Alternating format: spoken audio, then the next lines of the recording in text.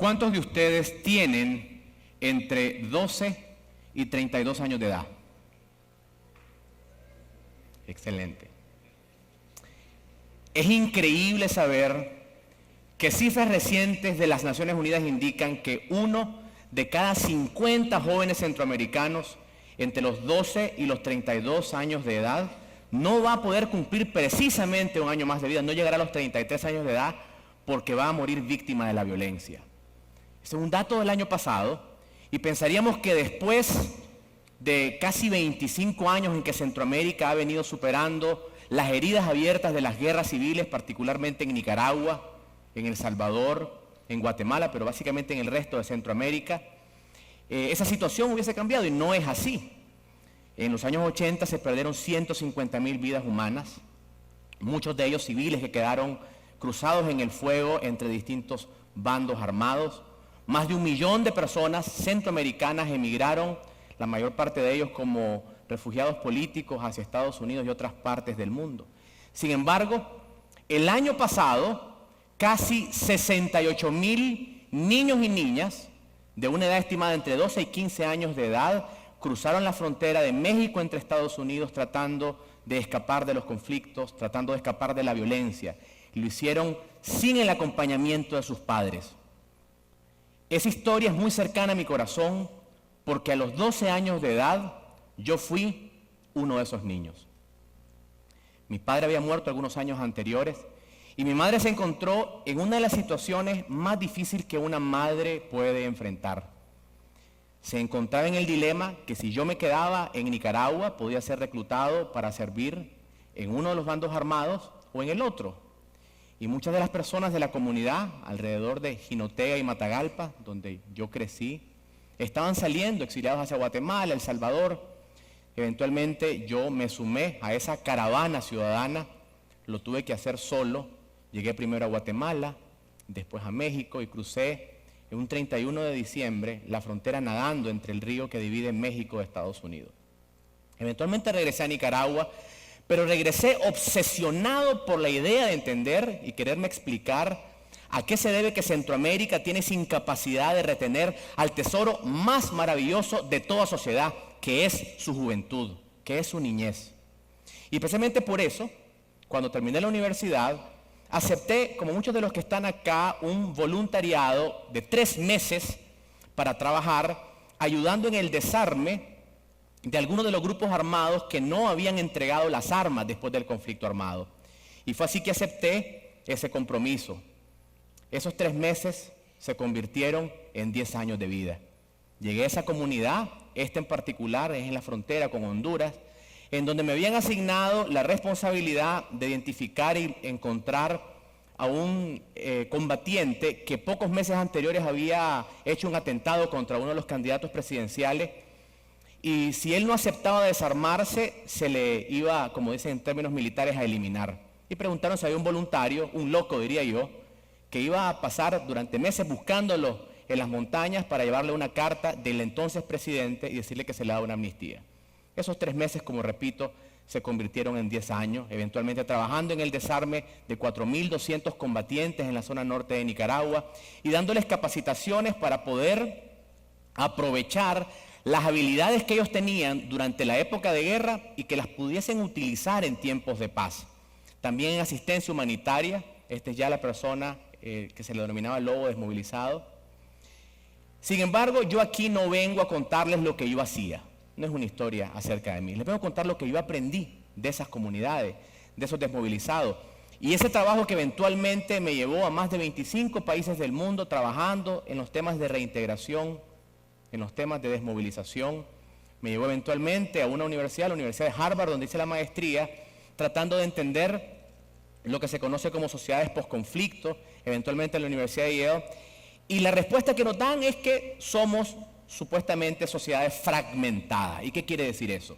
En la terminología de la ciencia política, una sociedad fragmentada es una sociedad que no tiene vínculos sólidos entre los distintos miembros de la sociedad, no tenemos una clase media estable y sobre todo los ciudadanos y ciudadanas de una comunidad no nos ponemos de acuerdo sobre el consenso político y la toma de decisión.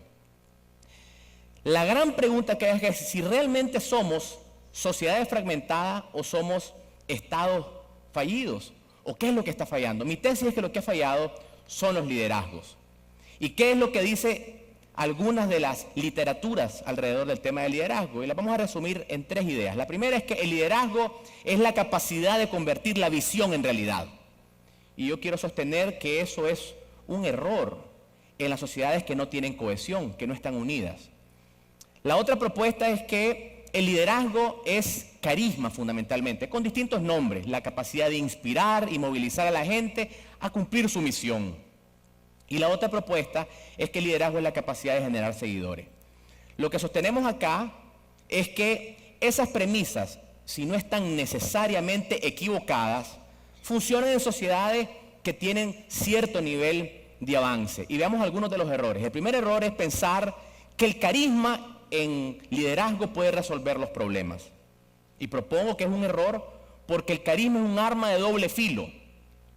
Basta con revisar la historia y ver, por ejemplo, cómo personajes como Adolfo Hitler, tremendamente carismáticos, y ese gran carisma no necesariamente desembocó en buenas noticias para la sociedad. Por eso sostengo que el carisma es ciertamente un arma de doble filo. La propuesta de la persuasión. ¿Y cuál es el problema en las sociedades que tienen enormes heridas abiertas?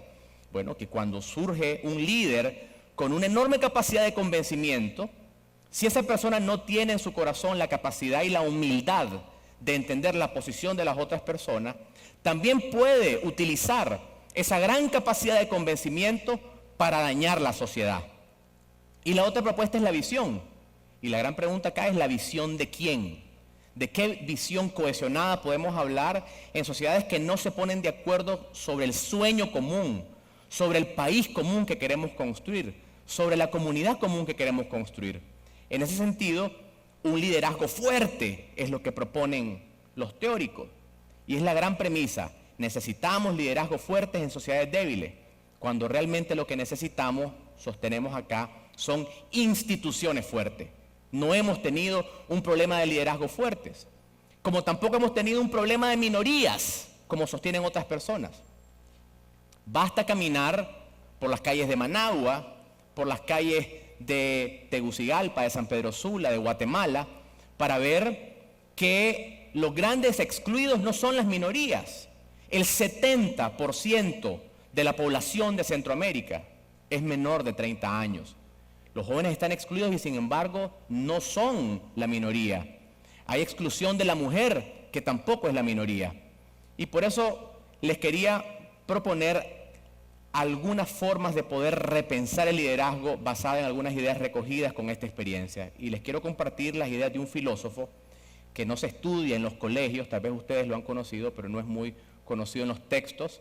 Y este filósofo nos dice que hay que desaprender lo que aprendiste. ¿Recuerdan esa escena en donde Luke queda estancado en un pantano y trata de replicar las viejas formas de hacer las cosas? Y ese es el primer gran error en aquellas sociedades que tienen heridas abiertas. Continuamos repitiendo los viejos patrones. Y cuando queremos formar liderazgos, estamos admirando a viejos roles heroicos. Por ejemplo, admiramos a los generales o admiramos a los próceres, cuando deberíamos estar admirando a los emprendedores, a las maestras o a los maestros. Y los pequeños liderazgos que suceden todas las mañanas cuando madres solteras se despiertan para poder evitar que su niño o su niña sea parte de esa estadística que chorrea sangre. Por ejemplo, en Nicaragua, solo 2 de cada 100 niños logran llegar a la universidad. Solo 2 de cada niño o niña que entra a primer grado puede tener la aspiración de entrar a la universidad. Entonces existen liderazgos históricos en las comunidades, pero seguimos con este patrón mental de que el liderazgo es aquel liderazgo histórico, aquel liderazgo heroico gigantesco basado en quienes han ganado las guerras. Tenemos que desaprender los viejos mapas mentales que nos están obligando a repetir los patrones. La otra recomendación la ilustro con una anécdota. Ustedes recordarán que se nos cuenta que los cristianos durante los primeros siglos eran echados a los leones en los circos. Y cuenta la historia de este cristiano que está ahí frente a un león que está a punto de devorarlo. Y el cristiano pide, dice, ruego para que este león se convierta en un león cristiano. Y de repente el león, que está a punto de abalanzarse, se detiene y cambia su pose. Y esta persona, ya muy confiada, se acerca a sobarle la melena. Y cuando escucha que está diciendo el león, bendice este alimento que estoy por comerme. No se trata entonces de solo cambiar el discurso, y ese es el otro error. Hemos hecho un gran énfasis en que el liderazgo es el discurso bonito, el discurso florido. Utilizamos la palabra democracia, en donde distintas facciones la entienden de formas diferentes. Es la transformación de corazones la que se logra, cuando se puede realmente generar una sociedad que logra sanar sus heridas. El otro aprendizaje que tuve yo en este camino, y esto está relacionado al tema de la visión, es que el futuro, esa visión que muchos líderes nos venden con su discurso, realmente es inexistente. Lo que existe es el presente. Todo lo que tenemos es el aquí, es el ahora. El único momento del tiempo que los seres humanos en este planeta podemos realmente disfrutar en plenitud es el presente. Si pensamos en el pasado, somos esclavos de las cosas que sucedieron, y si todas nuestras propuestas están orientadas hacia el futuro, se convierten en propuestas estrictamente retóricas. Tenemos que repensar liderazgos que traten de resolver los problemas inmediatos, no pensando que alguien más lo va a hacer, y no encontrando culpables del pasado, ni tampoco mesías o héroes que nos van a regalar un futuro mejor. La responsabilidad es nuestra y es hoy.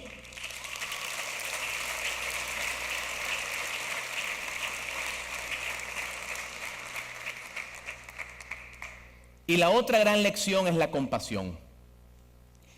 Les comentaba yo de que parte de mi ejercicio era tratar de entrenar a estos desmovilizados a usar sus habilidades adquiridas en la guerra para que las pudieran implementar en tiempos de paz. Muchos de ellos se convirtieron en pequeños emprendedores, en agricultores, pero sucedió que en 1998 Centroamérica fue afectada por uno de los huracanes más grandes que se han visto en la modernidad, el huracán Mitch. Y yo visité algunas de las comunidades que estábamos atendiendo y vi algo que me sorprendió. Habíamos dado montones de talleres y capacitaciones y no estaban dando resultados. Los desmovilizados de un grupo no querían trabajar la misma finca con los desmovilizados de la otra. Pero llegó el Mitch y desbarató casas, hizo perder vidas. Y de pronto, estos desmovilizados empezaron a ayudar de forma solidaria al otro y empezaron a trabajar.